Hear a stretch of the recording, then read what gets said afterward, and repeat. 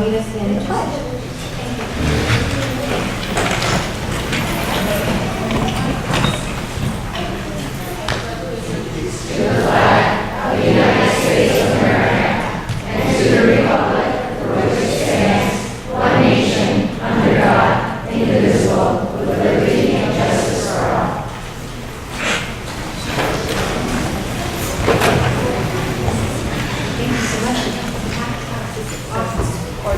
We're going to start with our administrative remarks and start at the center of the table. Mr. Carlson.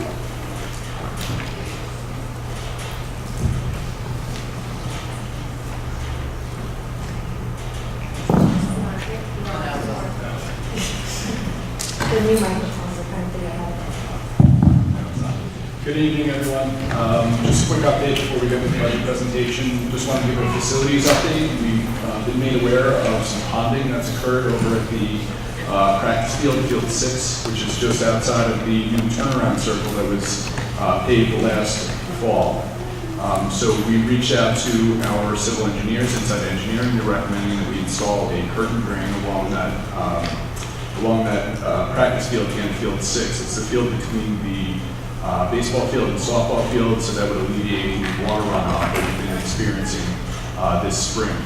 So that's expected to occur within the next few weeks, and that should alleviate the issue. They will tie the curtain drain into a catch basin that was installed as part of the paving project, and that should alleviate the water runoff.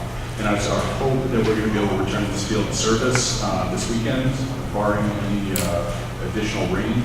We currently have a sump pump that's removing the excess water, and we're hoping that that's going to continue to help the issue.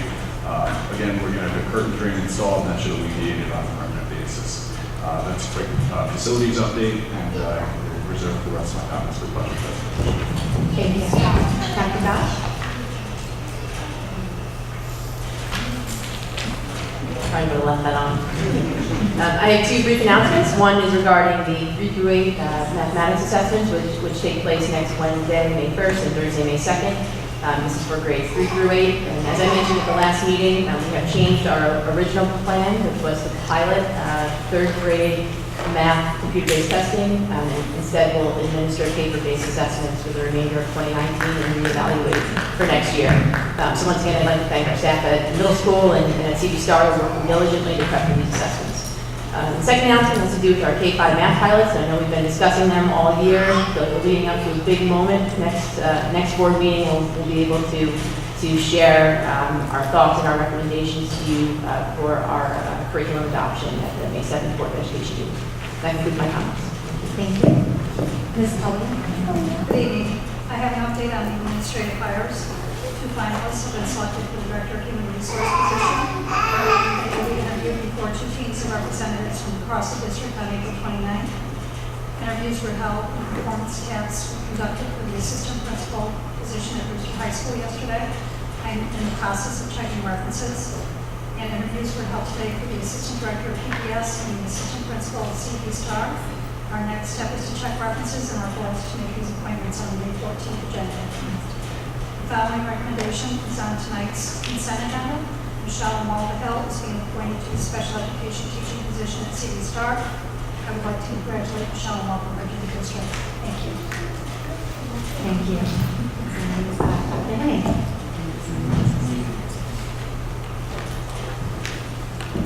Good evening, Board Trustees. Just a few items. First and foremost, I want to thank Mrs. Olson and her 2nd grade class for being here this evening to share their presentation on the Kindness Matters project, which I had the pleasure to see in class, so I'm really excited and we're honored to have you here this evening. I hope that everyone enjoyed last week's spring break. If we don't have another emergency closing for any reason whatsoever, we will be closed on May 28th, which is the day after Memorial Day. And that's because we've only used 4 of our 5 snow days. This means that the board meeting that's scheduled that evening is also canceled. But of course, if the board wishes to replace or add a replacement meeting, certainly that's something that can be done. Congratulations to all of our athletes for spring sports, and obviously in advance of what Dean Coach Gerardo is going to do shortly in the program. Megan Bill and Megan Apollo, who are here for recognition for all their outstanding athletic prowess. And hi, ladies. Thank you for coming, and we really are just so proud of what you've done, and we can't wait to hear more of what Coach Gerardo is going to share shortly. Please mark your calendar for the Festival of Cultures, which was disseminated through our Bears Backpack. It's an event that's on May 3rd. It's the second time we've done this. It'll be in the PAC at the high school at 6:30. It's simply an opportunity for the community to come together to enjoy music and dance and food. The free event is possible because of the collaboration across a number of organizations, which includes Putnam Communities at Care, the Prevention Council, Brewster Community Learning Center, Putnam Community Action Partnership, Catholic Charities, Open Door, and MVP Healthcare. All of those organizations came together to make this possible. In addition, transportation is being provided by our own transportation department. So at 6:05 that evening, a Brewster bus will be at the corner of Park and Marvin Avenue for anyone who needs a ride to Brewster High School, and then a bus from Brewster High School will return at 8:30 to drop people off. And again, we've done that in the past, and it's helpful for those who might otherwise not be able to attend.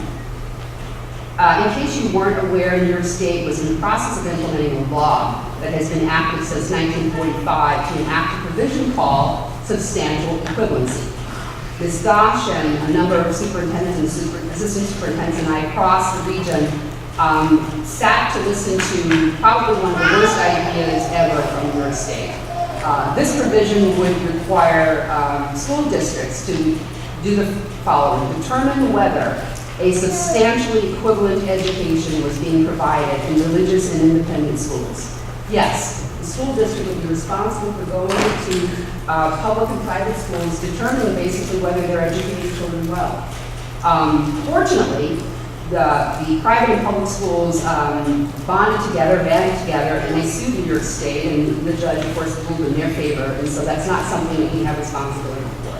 So we are not, in the role, and no district even wanted to consider that as a possibility, so I just wanted to make sure that you heard about that you understand that it's not moving forward. New York State has increased its focus on ensuring that personally identifiable information on students and staff is protected. The enactment of Ed Law 2D is responsible for the Parents' Bill of Rights, as well as the protection of personally identifiable information related to students and staff, and that's any information. That's social security numbers, that's addresses, and so forth. But effective December 2019, districts are required to adopt a policy on how compliance to this law will be met. Additionally, districts must assign a data protection officer to oversee compliance. The DLP can't be anyone in our Department of Technology and Innovation, because those are the people who basically upload the information to the state reporting systems. It has to be someone else, similar to a Title IX officer or someone in that role or capacity that's appointed during a board's reorganization meeting. So the LYRIC, which is the Lower Hudson Regional Information Center, will be assisting districts in complying with this regulation and also providing a job description for the data protection officer, as well as a sample policy language. And that concludes my comments. Thank you. I have no comments this evening, so we will just move on to the student representative. Welcome. So, it's only late April. I'll be able to tell where soon. Okay, thank you. Only a few comments today. First, starting with the sophomore class, they're holding an Applebee's fundraiser, pancake breakfast on Saturday, April 27th from 8 a.m. to 10 a.m. Tickets are $8 being sold in advance. Junior prom will be held not next week, 2 weeks from now, Friday, May 17th at Anthony's Pier 9 in New Windsor, New York from 6:30 to 11:30. Senior Student Council will be running Teacher Appreciation Week beginning May 6th to thank all of our Brewster teachers for all their hard work and dedication to student success. The PTSA is doing a teacher luncheon on May 1st in addition to all the small gifts and letters many of will be giving a part of the Senior Student Council Appreciation Week. AP exams will be held the same week starting May 6th through the 17th. Students have already buckled down for intense review, or at least I have. Had faculty, staff, and students all participated in interviewing the candidates for the new assistant principal position. And students were recently tested for the biliteracy diploma options with over 20 students presenting for it. Thank you. Okay, we move on now to presentations, recognition, discussion. And first up is our Brewster High School athletic recognition for Megan Deal and Maggie Polly.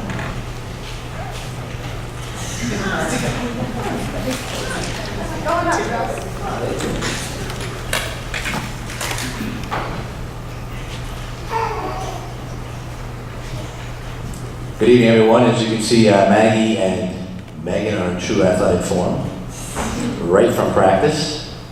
So I'd like to I have really the extreme pleasure this evening of recognizing, introducing, and possibly reintroducing Megan Deal and Maggie Polly, two senior athletes from Brewster High School.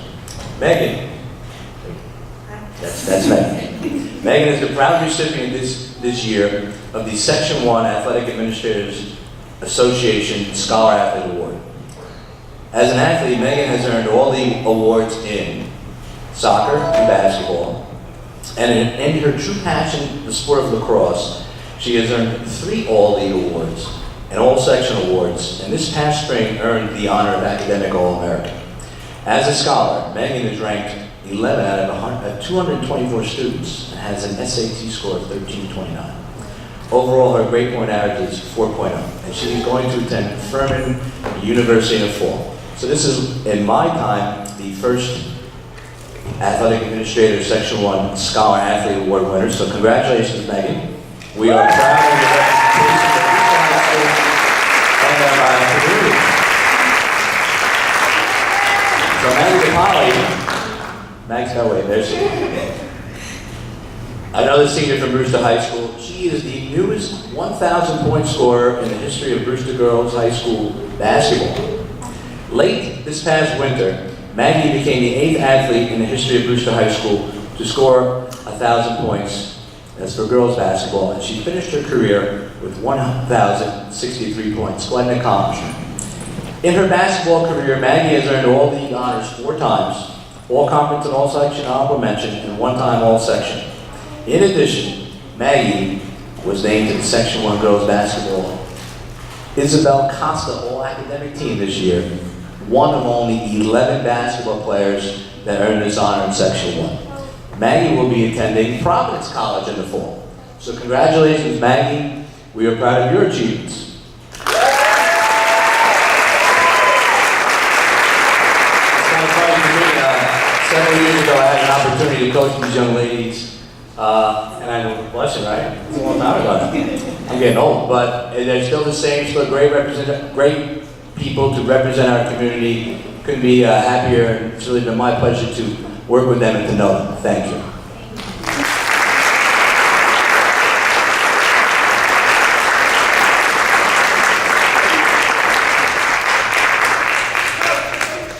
Oh, you want to come back now? Yeah.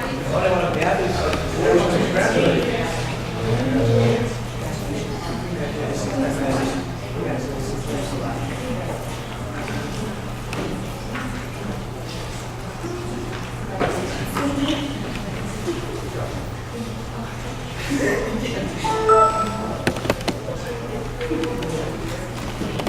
Thank you. Now we move on to presentation number 2, Kindness Matters. Lynn Olson and students.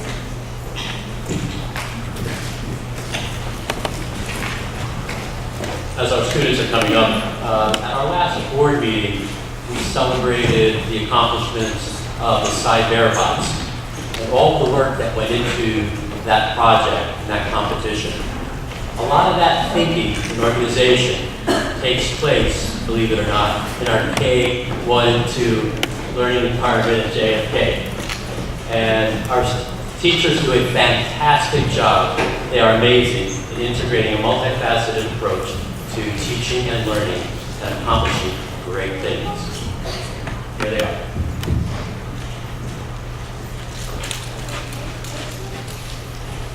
I'm only going to say one thing, and I'm only speaking because I don't think you'll believe that the children created this slideshow. They wrote what they're saying. they did the work, they initiated the work. The kernel of beginning happened in the summer at the Buck Institute where many teachers worked on project-based learning. But the rest of it belongs to these children and the other children in our class who help as critical friends today, who coach their classmates, the kids who couldn't be here, who timed the presentation to be sure it wouldn't take too long. So please enjoy this presentation.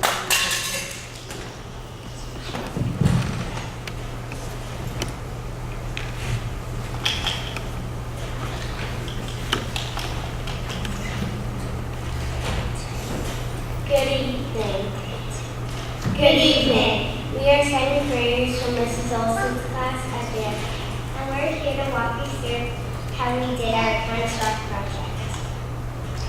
Miss Lappy has been helping her students make kindness rocks for a while now. Miss Lappy loved the idea that we could spread kindness even more. That was our challenge. We were challenged to spread kindness rocks to the whole entire community. We got to choose places where we would put the kindness rocks. But first we had to figure out what community is. We started with our classroom community, and we figured out what makes us a community. Then we realized that our classroom is part of the school community. Our school is part of our district. Our district is part of our district. You get the idea.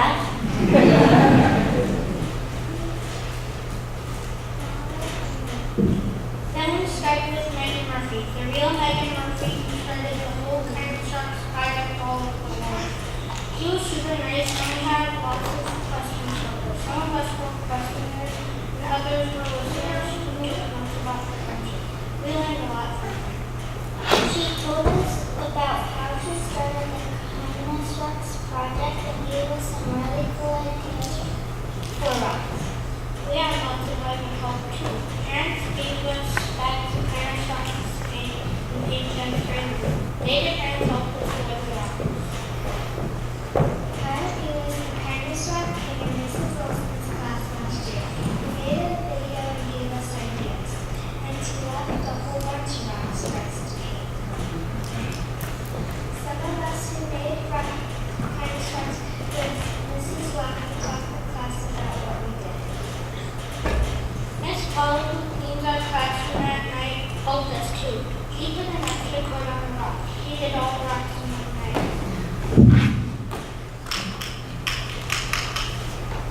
We had to practice writing letters to people in the community that we could put the kindness rocks. Our message had to be clear.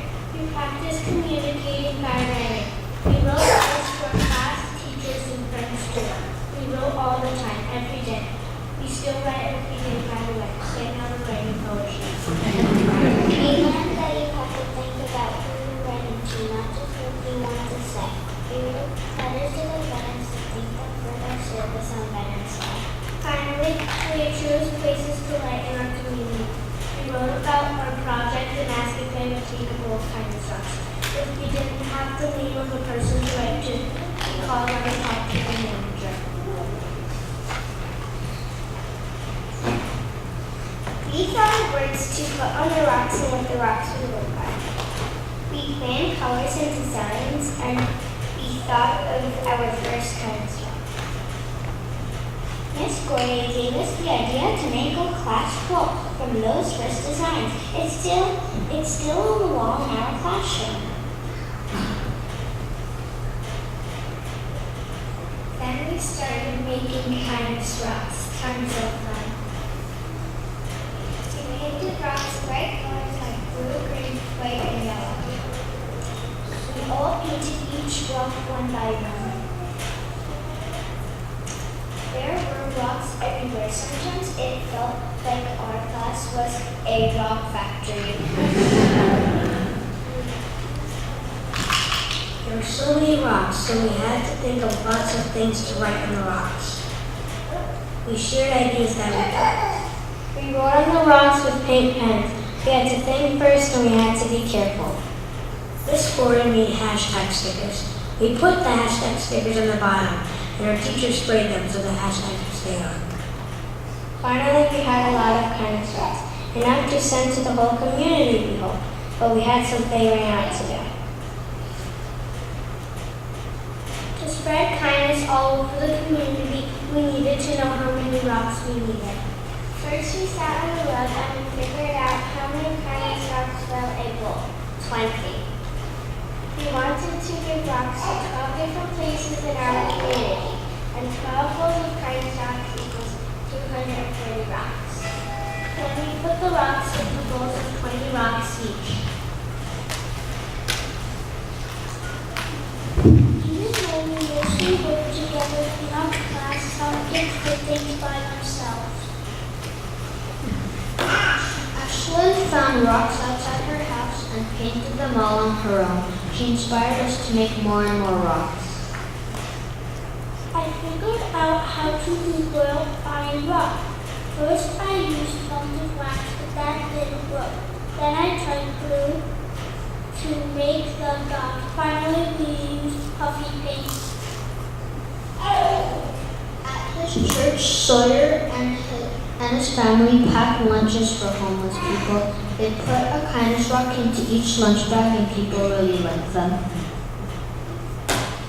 First we used this. After they got our letters, people started emailing us back to say yes.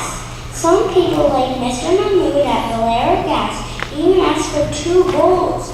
We emailed them to set up when we could deliver the rocks. People started to tweet too. They saw the hashtag on the back and they took pictures of the rocks in different places. Kelly's Corner, Fiesta Mexicana, St. Lawrence Old Church. One kindness rock made it all the way to Brooklyn, which made us keep thinking all about our communities. Carl, the manager of Trader Joe's, came to visit us in our classroom to thank us for the rocks in person. We learned about Trader Joe's and they learned about our kindness rocks project.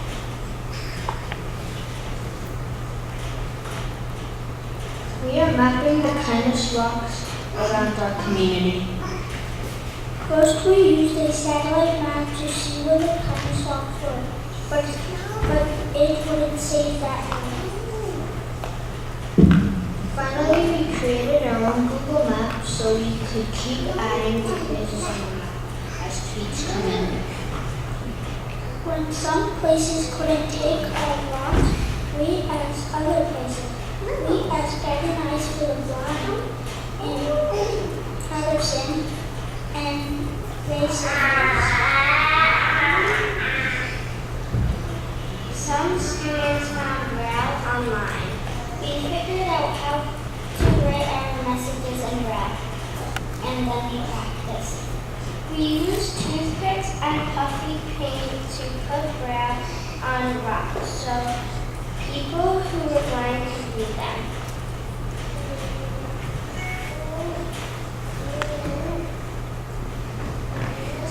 From Guiding Us for the Blind came to our class. She brought 2 handlers and their dogs, Kibble and Viola. We got to pet the dogs, but that's not all. Miss Mitchell brought us rocks which she painted herself, so it's sort of like our community is a big circle. Our kindness rocks kept spreading to our communities. They remind us about how important it is to be kind to one another. To finish up our Kindness Matters project, we have kindness rocks to give to each member of the board. Thank you so much for coming. Have a nice night.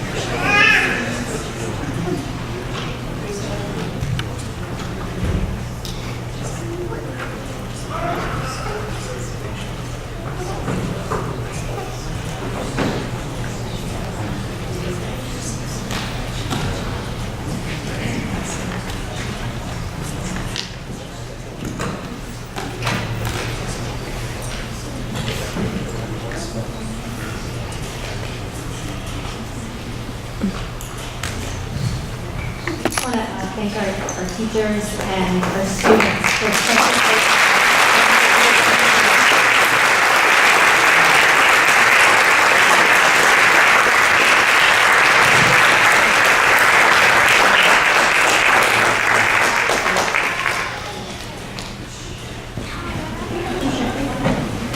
Mrs. Lappy, could you stand up?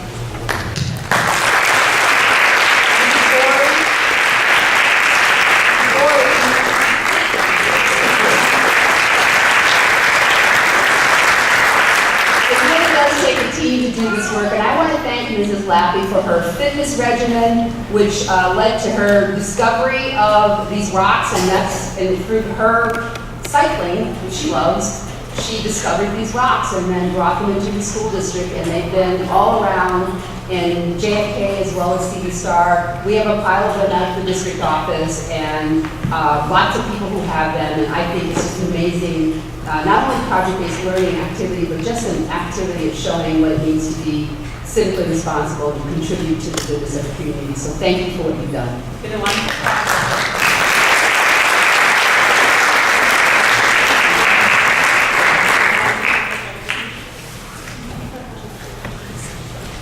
now move on to our 2018-19 budget discussion.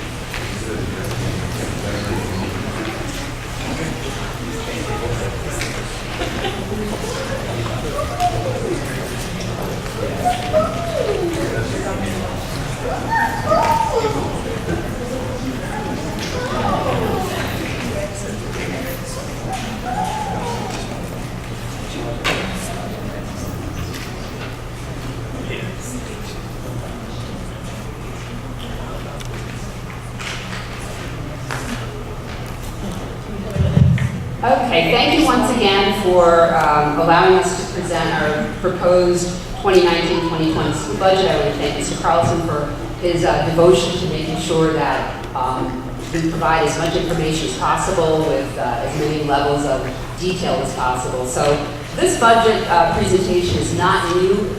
We have, this is number 5 of our presentation series since February 26th. And what you'll see over and over again is our mission. So our budget is built around this mission that we're in service to ensuring that all children are exposed to opportunities that lead to success in life, work, and future learning. We saw evidence of the integration of those skills through those wonderful second graders who were here. We've seen it through our athletes who were here, as well as all the other examples where students have been present here. So I want to thank all of our educators and administrators for making that possible. So in terms of the proposed budget, we obviously are very excited about an opportunity that Victor is going to talk about shortly, which allows us to levy to the maximum. And he'll speak to that in a greater level of detail later on. The proposed budget for the 2019-2020 school year is $101,140,661, which represents an increase of 3.04%. The proposed tax levy is $77,117,800, which represents the levy that Victor will talk about shortly, which is that 4.06 tax levy, which is a maximum amount of resources that we can levy to use for the school district. So that's the amount that we really are going to focus on, and that number is going to be a big part of the presentation, which Victor will explore with you right now. So again, as Dr. Hank mentioned, this is our 5th budget presentation in addition to our budget 101s that took place over the winter, or late fall, early winter, budget advisory. So again, a lot of this is repetitive, but I think it's important just because it's so complicated that we speak about it. And hopefully each time we do discuss this, someone comes away with something, learning something new. So the proposed tax levy increase is 4.06. And, I'm sure a number of people have heard that there's a 2% tax cap, and we're now in our 8th year of the tax cap, and we now know there is no such thing as a 2% tax cap. 2% is just one component within the formula. So 2% is certainly factoring into this, but the other half of it is something called a tax-based growth factor, which I'll get into in the next slide. So the proposed tax levy is 4.06%. It is tax cap compliant. So the tax cap is a formula set forth by New York State that really creates a benchmark for school districts in terms of what an appropriate tax levy should be. So the tax cap is the benchmark. It was at 4.06. The proposed tax levy is also 4.06. Again, at that benchmark set forth by the formula created by New York State.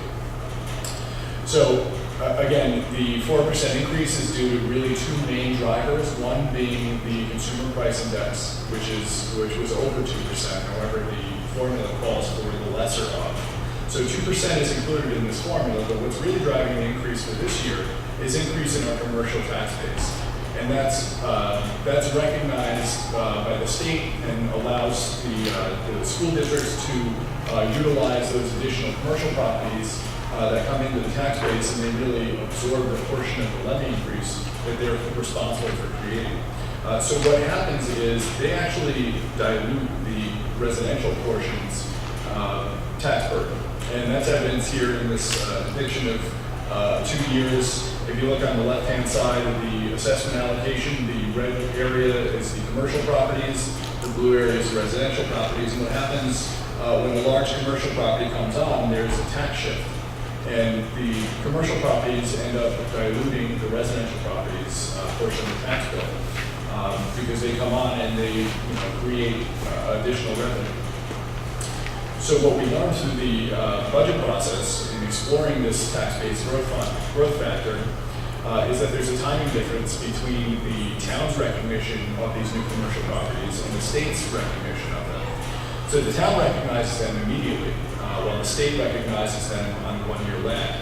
So the most notably, the Algonquin natural gas transmission property came onto the assessment roll in 1819.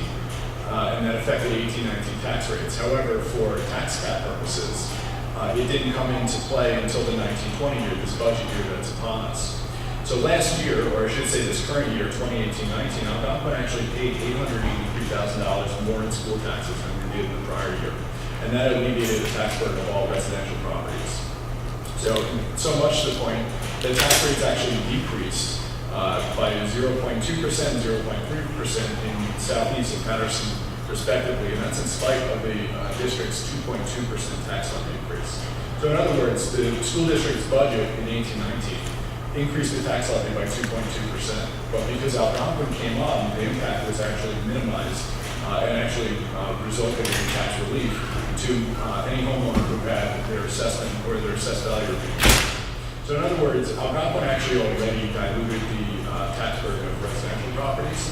So in order to evaluate this process, it really needs to be looked at over a 2-year period. The challenge that we have is that the assessment rolls for this current year, or this upcoming year, 1920, will not be made available until August. The towns of Southeast and Patterson will finalize the assessment rolls in August because there are many variables involved in the process, such as new commercial properties like another Algonquin, changes to existing assessments. So when commercial businesses or even homeowners challenge their assessment, it has an impact on the assessment roll as a whole. Homestead, non-homestead apportionment, newly qualified exemptions, and many other factors that go into the finalization of the assessment roll. So again, in 1920, we're not certain what the impact will be on tax rates, but we'll know this information in August. Moving on to the revenue budget in summary format. Again, this information is available in detail on our website. There are a number of resource documents that are much more detailed with information relating to local revenue and expenditure budget. For purposes of this presentation, I'll present it in summary. Tax levy we just discussed is increasing by 4%. It's tax cap compliant, and again, we're within the tax cap for the 8th consecutive year. Local sources are increasing about $700,000. That's due to an increase in interest revenue for the most part. Interest rates have increased. Now our rates on our savings are up about 2.25%, coming from 0%. So the amount is significant when you're coming up from 0. State and federal aid is increasing just 2.2%. It really isn't keeping pace with the growth in program and district needs, and that's an issue throughout the state. Appropriated fund balance is a portion of our accumulated savings that we use to balance our budget. And as you can see, we're reducing our appropriated fund balance down to $1.5 million, and that's equitable with the reduction in contingency that we have in the expenditure side of our budget. So we're really tightening up our budget in 1920. In total, we have a revenue budget of $101 million, or an increase of 3%. And where does the money come from? Really, tax cap and state aid make up more than 95% of our budget, and that's controlled by New York State. The school district has very little control over the revenue portion of the budget. As you can see, it's actually slightly less than 5%. Our savings, which is a finite resource, and other revenues, which we rely on basically interest income to balance the budget. So really, the state is holding all the cards in terms of our funding and how we can fund our schools. In terms of the expenditure budget, our general support budget increased about $400,000, and that's due mostly in part to an increase in our infrastructure technology. Instruction increased $1.6 million, so that obviously represents the largest increase in budget. It would actually be slightly higher if not for a reallocation of retirement payouts for our retirees through a contractual obligation. Transportation is increasing just $100,000 or 2%. Employee benefits increasing slightly, just 3.5%. And again, it would actually be slightly less because of that reclassification I mentioned earlier. In past presentations, we've discussed the pension relief that we've gotten from both PRS and TRS. So we're very fortunate in this year we're having some pension relief that's alleviating the increase in our employee benefits costs. Debt service remains about the same at $7.4 million, a slight decrease. Transfer to special aid fund also remains about the same, slight decrease. And something new to the budget for 1920 is a transfer to capital fund for a small project at JFK to replace all of our exterior doors and locks as part of our ongoing effort to improve our safety and security measures. Again, in total, our expenditure budget is $101 million, or an increase of 3%. And if you look at it from a functional category, where's the money spent? General education, instruction, and special education instruction, obviously making up the lion's share of the budget, followed by employee benefits, and all other categories represent less than 10% of the budget. The 4.06 tax levy that Victor described makes possible all the proposed staffing requests that you've seen in various presentations that have been made by the budget managers. Most significantly, these proposed staffing requests are impacting each of our buildings in significant ways. First and foremost, it allows us to maintain a district registrar, full-time district registrar, to ensure that our plans and procedures and processes are still operating as they should, so that we can manage who's in the district and know who isn't and shouldn't be allowed to attend our schools. On top of that, a supervisor registration and residency is really essential. That's a 0.6 position, again, to manage all of the activities associated with reviewing documents and reviewing leases that expire at a certain time, as well as having hearings, and then being able to deploy our investigation service in cases where we need that. Dispatchers needed in our transportation department. There are hundreds of variances, meaning requests that our parents make to our transportation department for different drop-offs or pickups, and this additional dispatcher allows us to maintain that level of service. Maintenance, our square footage is increased due to our construction project, so an additional maintenance person is someone that we need to make sure that our buildings are cleaned and all the areas that our students and our staff are using are also maintained in terms of repairs and so forth. We are asking for an assistant child nutrition director who is not funded by our school. Our general fund, this is a person who is funded through the resources and the finances of our child nutrition program. At the JFK Elementary School, we're happy to be able to bring on an elementary school counselor for various reasons that Dr. Zamplin described. Not only is that person helping with the implementation of our social emotional learning program and resources, but just tying our students to all the available resources that they need so that they are successful throughout the school, throughout their time in the school district. We're bringing on 3 teacher aides again to support our students in our mandated service programs, our ENL and our students with disabilities program. At the mathematics level, as you know, we were piloting math resources, several math resources, and now we need to provide professional learning for our educators and others. So we're this budget allows us to propose a K-5 math specialist, full-time K-5 math specialist to support the implementation of that new math resource. At the CD Star Intermediate School, again, we're proposing, and the budget would allow us to add a full-time school counselor at CD Star. It would also allow us to shift the school resource officer out of CD Star and place that person at the high school, and then replace the school patrol officer with a school resource officer. Again, ensuring that our youngest children have the highest level of support and protection, in case there is something that happens in the building. We're also proposing a K-5 math specialist that again helps to provide interventions for some of our children, as well as supports for the new math program.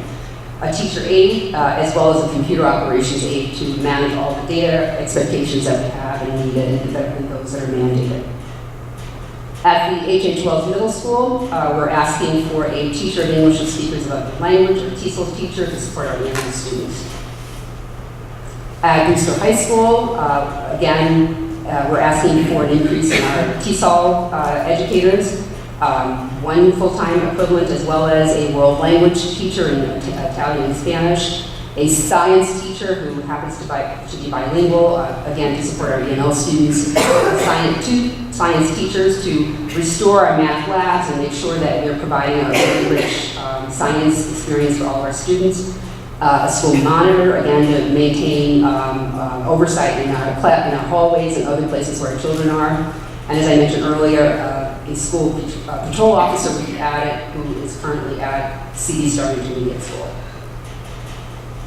And in the PPS department, which is largely our program for students with IEPs, we'd be asking for a 2.0 increase of special educator time at JFK, as well as 2 teaching assistants to support those students. And as you know, because we are not we're trying, of course, use internal resources to educate children with IEPs. That also requires additional staffing to ensure that they are successful. So when you see those increases in the use of teacher assistants and aides, is to ensure that we're keeping children to the extent possible in district rather than sending them out, which is a much more expensive option.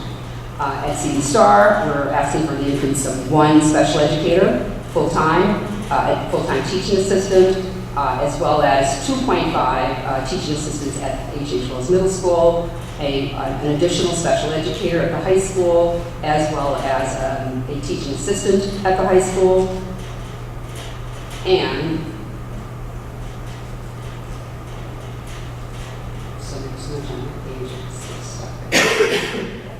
school psychologist, 0.5, which was also combined with the CSC chairperson, again, to make sure that we're providing as much options and services to support our students, as well as ensuring that our administrators are able to work with our educators, as well as provide that oversight for CSEs and program reviews and so forth.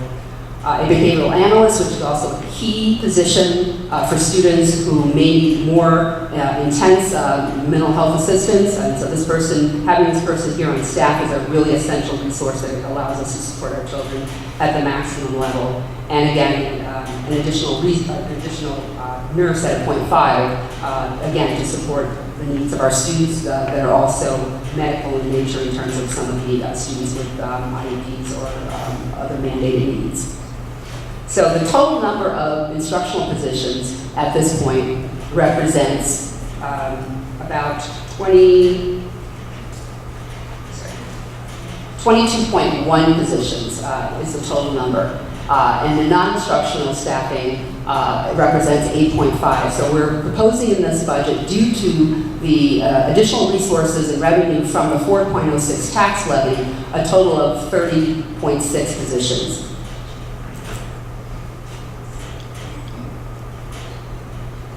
So just to summarize the 3 propositions that will be put forth to the public on May 21st. Proposition 1 is our general fund budget, $101 million, or an increase of 3.04%. Tax levy associated with that is $77.1 million, or an increase of 4.06%. Again, this is a tax cap compliant tax levy. It's meeting the benchmarks set forth by New York State. Proposition number 2 is for the borrowing of $753,000 to replace school buses. The first of 5 annual payments impacts the 2021 school budget, so it has no impact on this current or upcoming 19-20 budget that we're discussing this evening. That will allow us to purchase 7 transportation vehicles. Proposition number 3 is for the transfer of accumulated savings to the Capital Projects Fund, which will allow us to install an HVAC system at JOK Elementary School. Again, this was not part of the original Capital Project Fund of 2014. This was an additional item that was contemplated as we begun our construction on JFK. However, again, this is separate and apart from the 2014 construction bond. So the $2 million would be brought out of our fund balance, which is our accumulated savings at no additional cost to taxpayers. So we prepare these budgets. Oftentimes we begin the process probably 18 months or later or more before the actual year end, which is very challenging. Certain things we are unaware of throughout the process. Final state aid allocation, we usually don't find that out until April 1st. Actual enrollment, we'll have an idea in September, but it's constantly fluid. Same with regard to E&L classifications and students with IEPs. Unanticipated expenditures can occur all throughout the year, as well as unanticipated revenue shortfalls. Year-end fund balance won't be finalized until August, after our year-end audit is complete. Final assessed values, as I mentioned earlier, isn't complete until August. So it's challenging as we prepare this budget, and of course we're relying on estimates in order to get us through. Some important dates to remember: we're wrapping up the budget process. We have a budget advisory committee meeting on May 8th. We have a budget hearing on May 14th, and on May 21st is our annual budget vote and trustee election. Please encourage your friends and neighbors and relatives to get out and vote. And as always, visit our website for the different resources that we have. And I've listed a few here, or I've listed all of them here. All of the resources, including our Budget 101 presentations that we began in November as a precursor to the budget process, because it is so complex, and we want our community to be more informed and more aware of the challenges and opportunities that the school district faces in developing the 2019-20 budget. So what we try to do, Victor, along with all of our budget managers and Scott Culligan, is to provide as many opportunities as possible to present the budget to different constituents in the community. Some people are prone to watch videos, and some like podcasts and so forth. And so what we try to do is develop some of those ways in which we can further share this information. So these budget minute videos are really about between a minute and 2 minutes. And it's the budget managers presenting what's in their budget, and then just basically mentioning that the budget vote is on May 21st and when the polls open and where you can vote. So I just wanted to show you so that you can also share this and know that there exists on our website, our budget website. We continuously add as many pieces of information and forms of communication as possible. So I just wanted to show you one example, and we'll be pushing these out, daily, one by one, just so that you can get a sense of what it is, and you'll have sort of a short reminder of exactly what's in any particular budget. So this particular example is Mr. Jim Trelaw, who's our Director of Technology and Innovation, talking about what's in.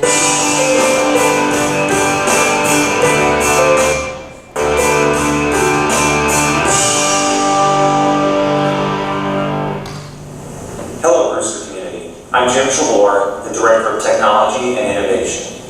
I hope that you have a minute to learn how the proposed 2019-2020 school budget will help us prepare children for success in life, work, and future learning. This budget maintains a robust, secure network with redundant internet connections, data backups, and firewalls to make sure that we have consistent high-speed access to data and tools. This budget also supports devices for our expansion of Project Lead the Way, which develops student science, technology, engineering, and math skills through hands-on, minds-on learning. The 2019-2020 budget will enable us to continue providing updated devices to all students in grades K through 12, making more resources available to students at home on their Chromebooks through our virtual desktop infrastructure. Through added security, maintenance of an up-to-date and reliable infrastructure, and access to resources The technology portion of the school budget supports the communication, collaboration, perseverance, adaptability, civic responsibility, and critical thinking that students need to find success in an ever-changing world. Please visit our website for more information about the 2019-2020 school budget, which is on May 21st from 6 a.m. to 9 p.m. at the Brewster High School. On behalf of our children and staff, thank you for listening. So that's the extent of the budget videos. Each of them has the same theme. And the objective is, of course, not to tell the public, how to vote, but just to inform the public about what's in each of these budgets that have been developed by various budget managers. So those are available. Victor and I also made a number of podcasts. Again, these I'm certainly not going to ask you to listen to now, but they actually cover some of the details from various presentations that we have done. So please make sure that if you run into anyone who asks any questions about various parts of the budget, please direct your attention to our budget website, where all of these means of communicating about our budget lives. And basically, we'll continue to do as much as we can to provide information about the budget. We tweeted this and posted this on our various social media sites, as well as through Bears Backpack. The upcoming meetings that are other additional opportunities for our public to know about what's going on in the budget and to also be present to ask questions. The first is tomorrow night, besides tonight. Our PTA, PTSA leaders are sponsoring a budget presentation that's going to be at 7:30 in the Innovation Learning Center, formerly the library at Brewster High School. On Monday, April 29th, Victor and I and a number of board members will be present at the Brewster Public Library in the village. Again, to give you an opportunity, you're giving anyone an opportunity who may be around to hear about the budget as well as to ask questions, and that starts at 5:30. And on Saturday, which will be the first budget presentation that we are doing on Saturday, Saturday, May 1st from 9 to 11 at Brewster High School in the Innovation Learning Center. Again, we'll have an opportunity to also tour the high school. For those who may not be familiar with the high school, just to get a sense of what some of the things that we're doing to support 21st century learning environments. So we'll be able to provide that information, and we'll expect to get that letter out this week that gives our community opportunity to sign up, whether it's through Google form or through paper form, and send that back in, and then we'll be able to arrange some tours on that May 21st meeting at the high school. And again, our website is chock full of all kinds of information, so please make sure that, as I said, if you encounter anyone who asks questions or who may be unfamiliar with the components of this budget, the 2019-2020 proposed budget, that they have some avenue of answer or having some of the questions answered. And we've obviously received our first trifold, which is basically just a mechanism to just make our public aware of the activities that we're engaged in, the development of the budget. So the information was intentionally sparse. It was just to get people thinking about the budget and most importantly, potentially being able to come out to listen to some of the presentations and or go on our budget website to access some of the various presentations. So with that said, that's the conclusion of our presentation, and we hope that this was helpful to you, and that it hopefully you're able to come out to some of the presentations that if you missed any information. Thank you.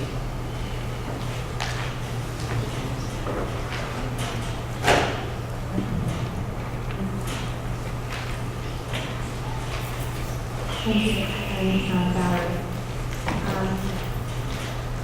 So now we move on to public remarks. If there is anyone who has any comments they would like to make on any of the action items that the board is about to consider, you may come up to the podium, address the board. You'll have 2 minutes, and just please state your name.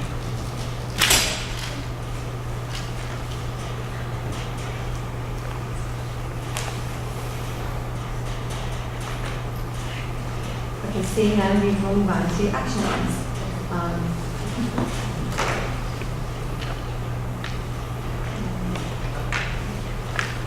Okay, so action item number 1, approval of the BOCES administrative budget and election of board members for 2019-2020. think we're going to proceed for this. Is there, and it's just, we don't need to, it's not like individual, or anything, it's just two seats. So BOCES, I believe, my understanding is that yearly BOCES also, who was 17 components, and yearly they have their election as well, and the component districts vote for the members that represent the districts. And it's on our agenda this evening. I guess I need a motion, please. Kristen, and second, Eric. Questions or comments? Seeing none, all those in favor? Motion passes 7-0. Okay. Move on to the approval of a 2019-20 budget for submission to a vote of the public on May 21st, 2019, and B, 2019-20 property tax report card. I need a motion. Carrie and second. Diane. Questions or comments?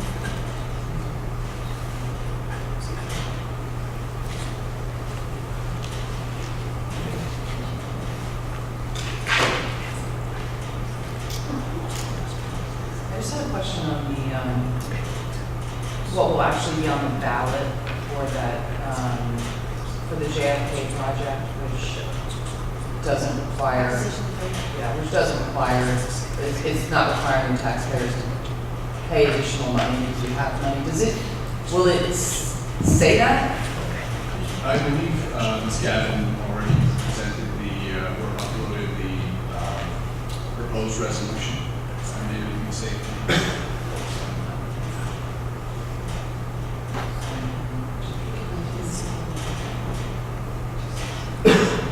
Am I the only one who's not? No, I do.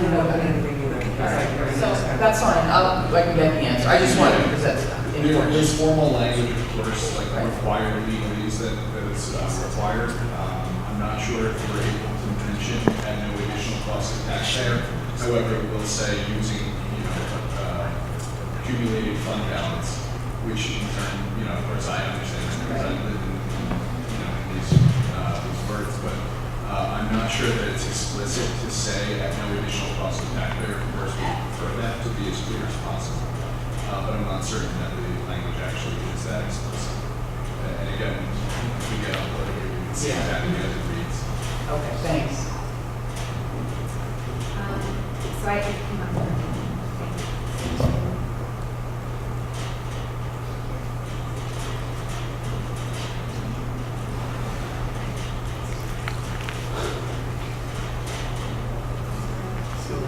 yeah,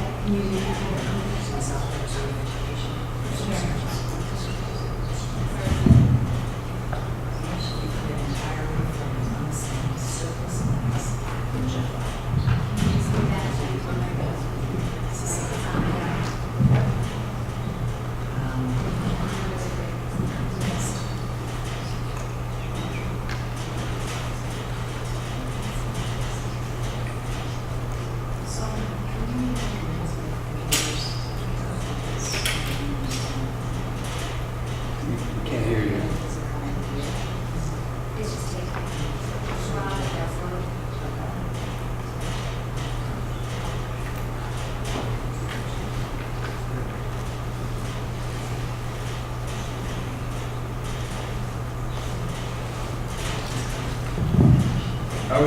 I pulled it up.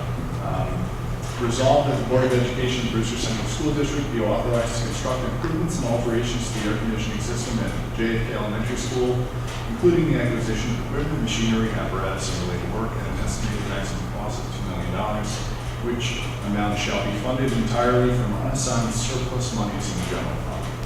So again, it's standard required legalese. Of course, we would prefer to put in there no additional cost to the taxpayer.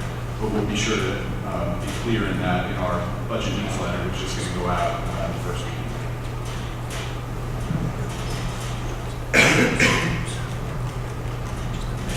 Victor, in a similar sort of vein on that. For propositions 2 and 3, there's a large amount of state aid we're getting back on those projects, if I recall from prior presentations. And does that find its way into the language at all, or that's just something people have to know?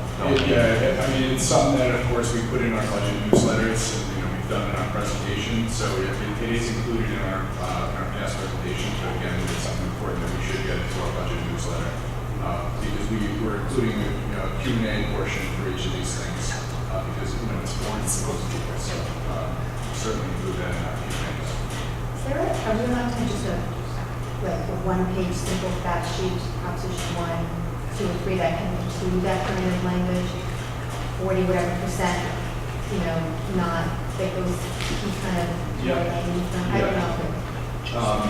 That you'd like us to push out. Well, no, I'm saying on election day, are you allowed to have, the district allowed to have any sort of last minute regarding the exchange of documents? No, I don't think it's allowed. Okay. We'll do our best then. Do you have a question? No, I'll look on this part. Okay. Any other questions? We've exhausted it. Okay. All right, so we're down to the vote now. All those in favor? Motion passes 7-0. Thank you. Okay, action item number 4, approval of teachers retirement system TRS reserve. I'm sorry, I checked off 2.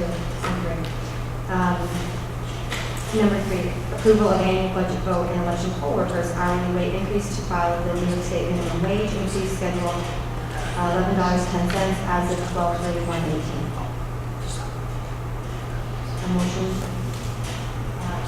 Glenn and Diane, second. Questions or comments on this?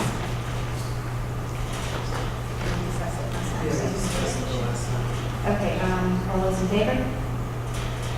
Motion passes 7-0. Moving on to number 4, approval of teachers retirement system TRS reserve. Yeah, so at our last board meeting, it was still up in the air that the governor could have vetoed this legislation. We're fortunate that he approved it.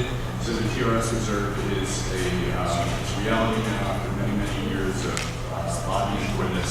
So this is an opportunity for us to establish a reserve. No, we're not funding at this point, we're just creating it. At the end of the year, we meet with our finance committee, which has a few members in our audience this evening. We review our year-end fund balance projection and also our recommendations for reserve balances, at which point we would then make a recommendation to the board to fund this reserve. So at this point, we're just asking the board to establish a reserve, and at a future date, we would ask them to fund it based on our year-end operations. Okay, I need a motion, please, in a second. Carrie and Diane, any questions or comments? Can you just remind us of how much the reserve can be, the limits on the reserve? Sure. So the TRS reserve allows the school district to reserve up to 2% of their TRS eligible salaries. So all of our teachers, teaching assistants, and administrators, and all of our certificated employees who are eligible to participate in the TRS system. The legislation allows us to reserve 2% of those salaries for a year. So based on our 17-18 school year, the most recently completed, that amounts to about $750,000. So each year we're allowed to reserve up to about $750,000, which would really help us for an increase in a spike in the TRS contribution rate. And in doing the math, it would protect us up to, I want to say, a 20% increase in the TRS rate, which isn't unfathomable. It's certainly a possibility. So the reserve should be sufficient to protect us in future volatility. Thanks. I have a question. So, like you said, now to create the fund and then to actually fund it at a later date, does that have to, is that like next year's budget vote type of thing? No, each June, or I should say at the close of May, as we get closest to year end, we have to present our fund balance projections for purposes of establishing our reserves or funding our reserves. So we meet with our finance committee in early June. We present to them our fund balance projection, also our recommendations for funding levels for each of these reserves. Given what 2020 may look like in terms of TRS, we're certainly going to be proposing that we fund the TRS reserve to the max to protect the district in 2021 in the unfortunate case that the TRS rate goes up, which we expect it to. So again, tonight it's just establishing the reserve. In June, probably the first meeting in June, or maybe the second meeting in June, will be a second recommendation, one that we do annually, where we present to the board our fund balance projection and also our recommendation for reserves, which we of course review with our finance committee. Okay, thank you. Anyone else? Okay, we have a motion in a second. And all those in favor? The motion passes 7-0. Number 5, disposal of district property, transportation vehicles. Yes, Mary Smith, our supervisor of transportation, is recommending that we dispose of 9 vehicles, and they all range in age, but most are over 15 years old, some of which have been driven over 300,000 miles, and they're no longer cost effective to continue repairs on these vehicles. With these 9 being disposed of, that brings us up to 19 vehicles that we've disposed of this year. So in all of our Proposition 2 for the replacement plan presentations, we've talked about this bubble of vehicles that were purchased in, I want to say, the 2000-2001 school year, and then another group 2 years later. We're now seeing them start to come out of service, and makes the approval of Proposition 2 even more important. So next year, we're requesting to purchase 7 vehicles. This year, we're disposing of 19. So our fleet is actually going to go down slightly. Okay, thank you. We need a motion in a second. Kristen and Danny, thank you. Any questions or comments? Seeing none, all those in favor? Motion passes 7-0. And number 6, approval of policies. Second read policy 5661, wellness. Yes, thank you. This policy that we submit for your second read approval integrates the necessary language for mental health education that the state education department asked us to put into our wellness policy. It has been approved by recommended, I should say, by our policy committee and reviewed by our legal counsel. Okay, thank you. We got a motion and a second. Kristen and Eric. Any questions or comments? Seeing none, all those in favor? Motion passes 7-0. And we find to our consent agenda. Let's see what I'm doing.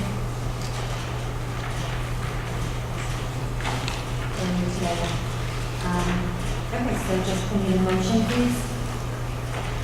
Glenn and Diane, second. Questions or comments on the consent agenda? Seeing none, all those in favor?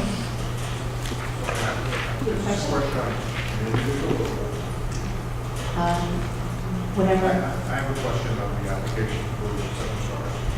I guess it's sort of different. Is there a fee charge? Yes, there is. And most facilities usage do not require board approval. The reason why the ones that come before the board are because a fee is charged by the organization at the board, which requires board approval, and that's established in our policy. I just didn't see the fee was required. This organization, all external organizations are charged a fee schedule in accordance with policy. I want to say it's 1500 R. And again, the reason why certain applications are put forth to the board is because they charge admission at the door, and that requires board approval. Again, that's part of that's included in policy 1500. All others are just approved by the facilities department. Anyone else? All those in favor? Motion passes 7-0. Thank you. And we move on to remarks, board remarks, committee updates. What do we have coming up? The gala.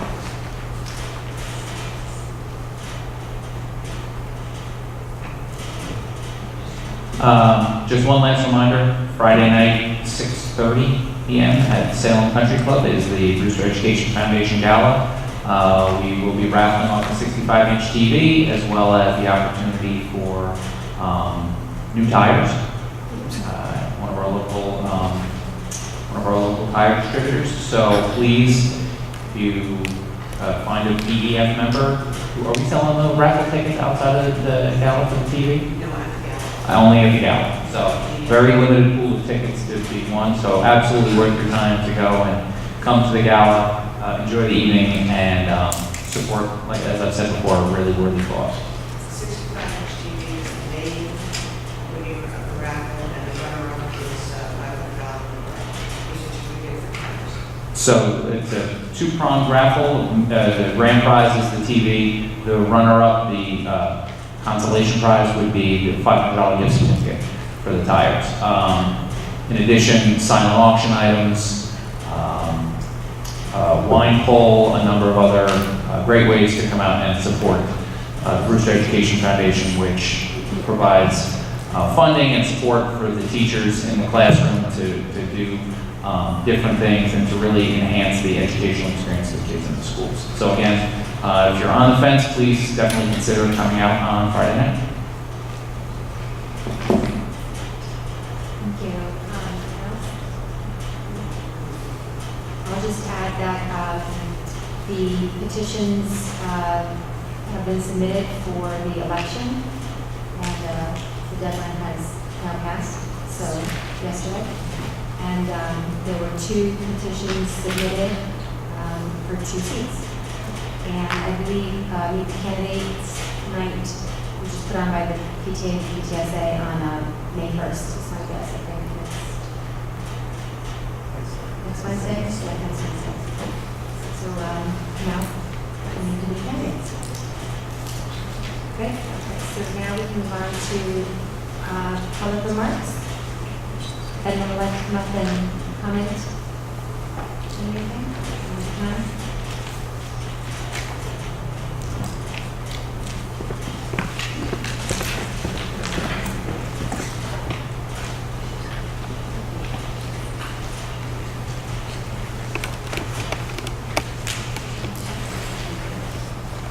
Good evening, my name is Scott Seaman. I just have one quick question for the board. Back in February 27th, 2018, transportation study was done. I just wanted to see if we ever got the results back and if there's any information that's available. Thank you. Thank you. Anyone else? Okay, we'll close the public comments. Do you have any response to that during the presentation? Yes, we do have a transportation study, and a corrective action plan was put into place by our transportation department, and I will share that with the Board of Education in my Friday.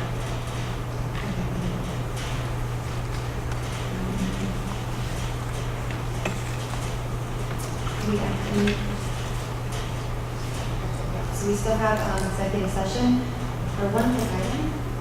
It's a contractual discussion that we need to have, and we need a motion for that. We actually will not be coming back with any further action. Carrie and Diane are second, and we are adjourned. Thank you so much.